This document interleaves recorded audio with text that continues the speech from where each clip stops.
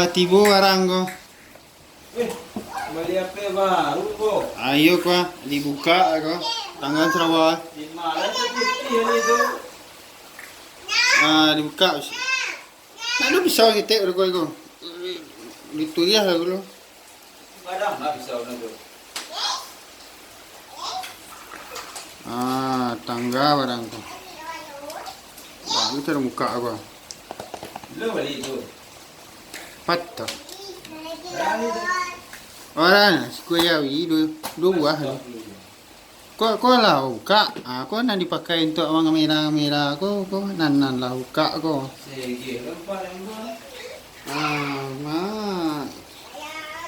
Ada surat-suratnya mah. Kau. Sudah ada, sudah jadi. Nggak, ada tulisan-tulisan juga. Cuma Neko lah baca. Jangan lupa. Dengar hati tu. Iya kok. 5 nak jadi super speed dual pixel. Yang kencang motor mungkin kok. Super slow mo. Stereo speaker, tunet, AKG. Apa iya. Ya dah.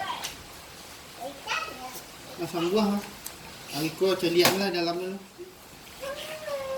Aku bisa kok nyala kok. Buka Oh sudah. Tu dia Lelok kadang kamu lo. Ano mau beli petang tu lagi aku gratis. Tapi ko. Cik no mo tibu le ko cik. Dompet ada. Sarang. Sarang. Ya. Anjak le ko lo mana aku ko. Cik. Kalau beli cik dah. Wala lah. Banyak mesti lagi yang kurang. Buka dah. Coba je tu. Ko aman tu. Ko isinya ko pantak-antak apa dah. Pembuka kartu. Dulu apa nak cek lihat casing. Aku paliang buku-buku ko nak ngerti aku. Ko biar. Ko baca ko.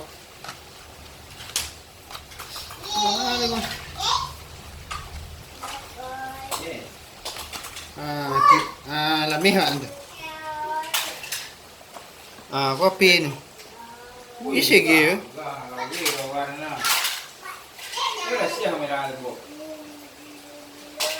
Infinity display. Kau mungkin apa no Layar kadang kamera dua je. Ini dua kamera. Dual aperture. Ya. Aku lah kau. Isi ko.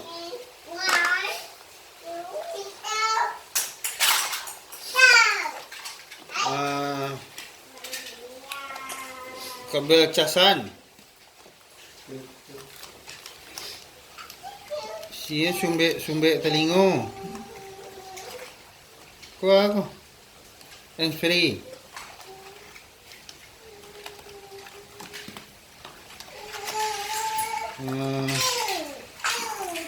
USB.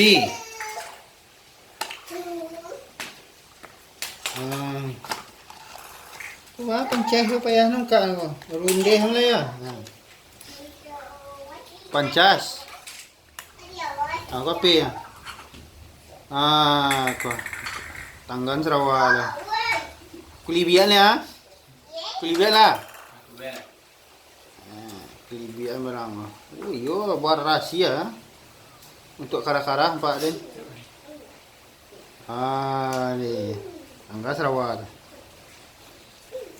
Dia ni Kenapa dia kau?